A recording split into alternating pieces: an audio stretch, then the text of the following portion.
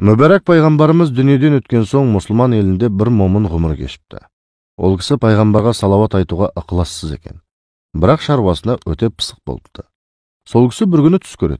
Түсінде екі әлемнің мырзасы Мұхаммед пайғамбарды көреді. Ол таң қалып пайғамбарға тамсана қарап тұр екен.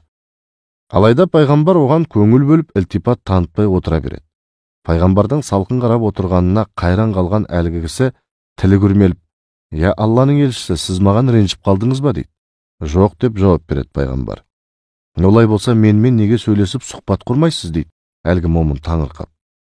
«Мен сені танымаймын ғой» дейді Алланың елшісі. «Сіз қалайша мен танымайсыз? Мен сіздің дініңізді ұстанған көп үмбетіңіздің бірімін ғой. Ғалымдар уағыз айтқанда Мұхаммед пайғамбар өз үмбетінің кез келгенін ана өз сәбиін қалай жазбай таныса, ол да солай таниды деп айтушы еді ғой. Бұл қалай?» дейді. «Дұрыс, бірақ мен сенен көркем мінез құлық көре алмадым. Мен үмбетіме құрғақ құлшылық қана қалдырмап едім.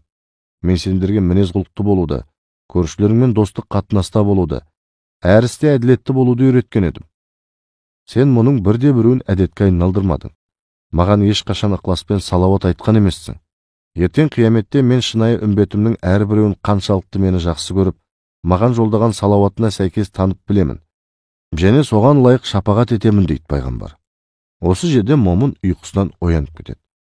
Ол төсегінен ауыр тұрады. Алайда осындай ғажайып ғибратты түс көрсеткен Аллаға шексіз шүкірлік етті. Содан бастап пайғамбардың көркем мінез құлқын игеру үшін ыждахат қылып, ынтамен салауат айтуды әдетке айналдырады. Содан біраздан соң пайғамбарды түсінде тағы көреді. Бұл жолы пайғамбар жылы шыраймен қарап, «Мен сені танып отырмын. Мұхаммедтің үмметі деген атқа лайық болдың. Ертең ақыретте саған шапағат қыламын» деп тіл қатты.